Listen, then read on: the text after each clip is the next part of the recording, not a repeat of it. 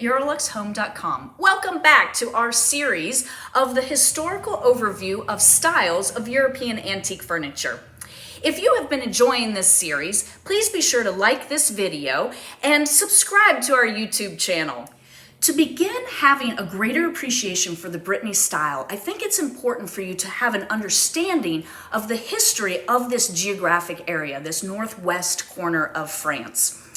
And going all the way back to the Iron Age, which is considered to be 1200 BC to 550 BC, so really long time ago, we had tribes of people that were spread out through Western Europe. And the Greeks and Romans called all of these people the Celts. Even though they weren't one culture, they did have some similarities.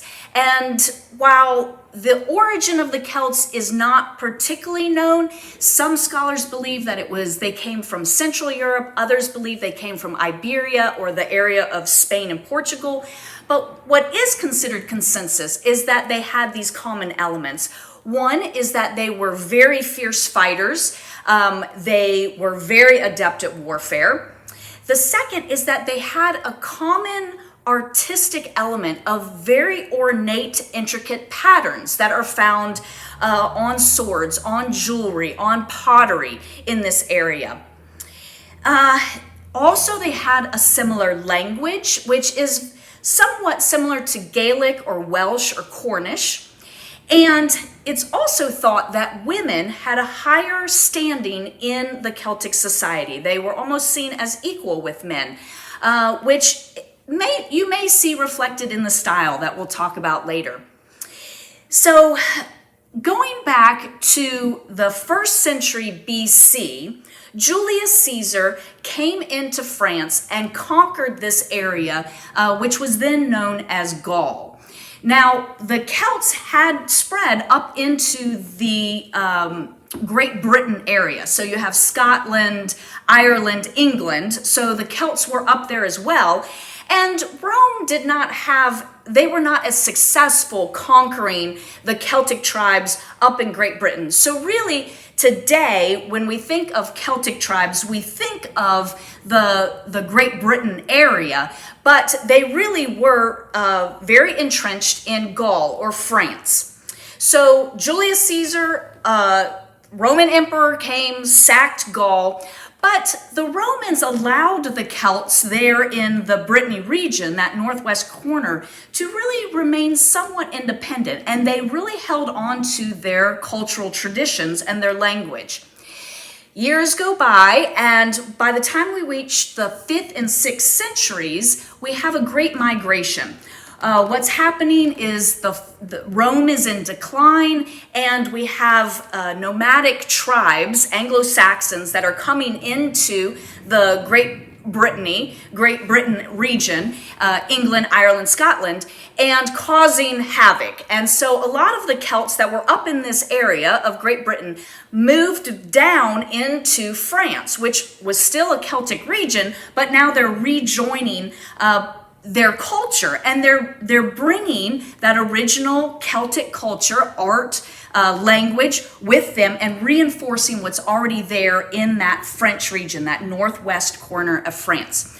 Now, when you have all of these British people, or Britons that they were called then, moving to this area, that's where the name Brittany comes from. It's the collection of Britons or British people that moved to that area.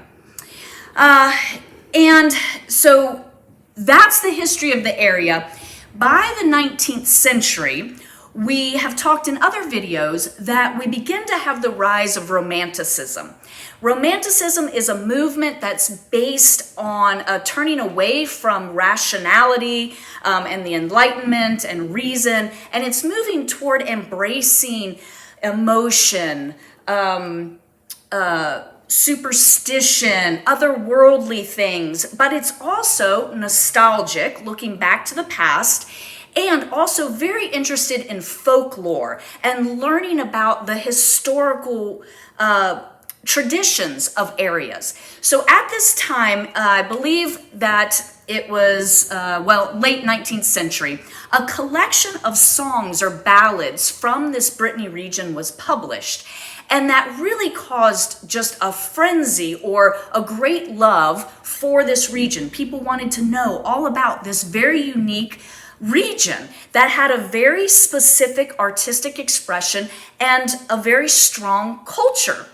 And so that is when we have the rise of the Brittany style. So it's a late 19th century style, but it really, when Romanticism comes in, that's what really kicks off that strong love for these decorative elements. So now what we're going to do, now that you have an understanding of the style, we'll go around and look at different pieces and talk about the hallmarks or the elements of the style. So here behind me are some examples of the Brittany style. Again, these are late 19th century pieces. The first hallmark of the style is that they tend to be very dark in color. The wood happens to be a local wood, which is chestnut or oak, but mostly chestnut, and the color is usually very dark. You can see behind me, this one is a little lighter in color, but more frequently we have the darker color. Another element is that these are very sturdy and substantial pieces. They do have a bit of a rustic nature to them, but the craftsmanship is what is really to note. Now, as I've mentioned, this is during the rise of Romanticism, which is also a turning away from the Industrial Revolution of the mid-19th century. So by this time, you have people, much like today in our own society, people are very interested in artisanship, in handcrafted things. They don't necessarily want mass-produced things. And so this was part of this craze of the Brittany style in the late 19th century, was all of this is hand-carved, just amazing craftsmanship. But of course, what is probably the most characteristic of the Brittany style are the very ornate carvings. So this is how, when you are out and about and you see a Brittany piece, you'll be able to recognize. We find these interlacing geometric patterns. It's very, very ornate. Here at the top, we have these patterns. Even if I come over here, down here on the drawer, you can see it's interlacing geometric patterns. And we'll look for those on other pieces as well. But if you think about even the Book of Kells, which is from Ireland, you'll see this same interlacing, intricate pattern. We also, besides the very ornate, intricate patterns, we usually always see scenes of daily life. So I'll bring your attention here to the middle. We have a lady. She is wearing her regional dress and carrying water from the well. Here we have a little gentleman. He's also in his regional dress. His little house is behind him.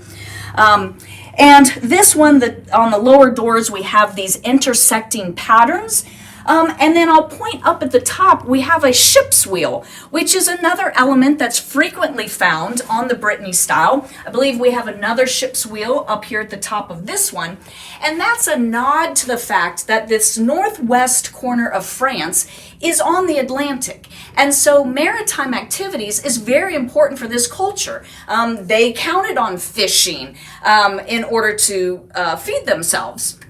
So, besides the traditional dress and the scenes of daily life, here we have a little lady. It looks like she has her basket. She's going off to market. This little man, he has a shovel. Maybe he's building a wall or he's digging a ditch.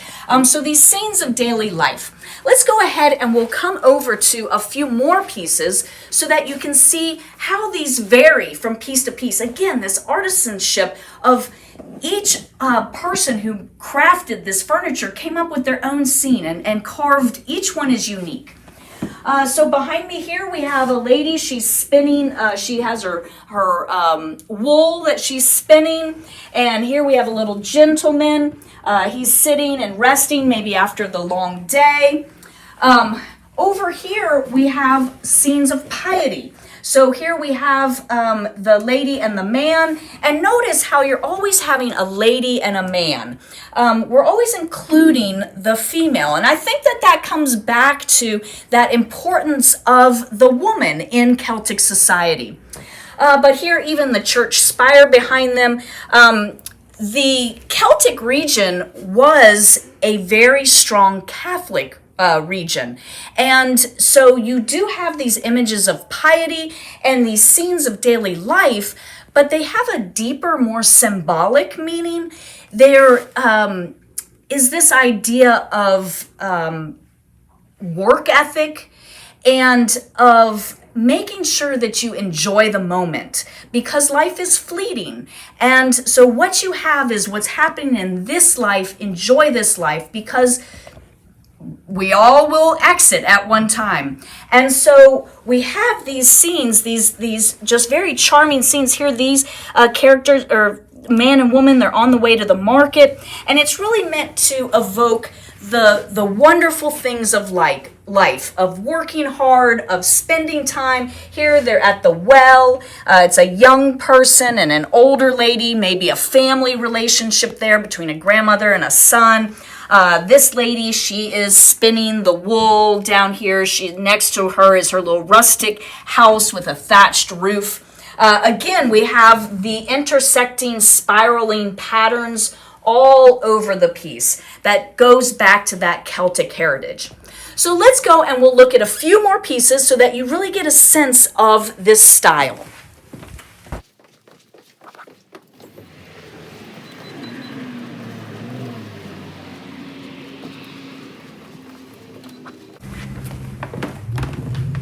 So here we've put out for you to see a gorgeous Brittany bench. This is an unusual one, something that I particularly love, because if you come and look a little closer onto the leather itself, you see that the leather is actually embossed, and we have this little fleur-de-lis, really nice aspect to this piece.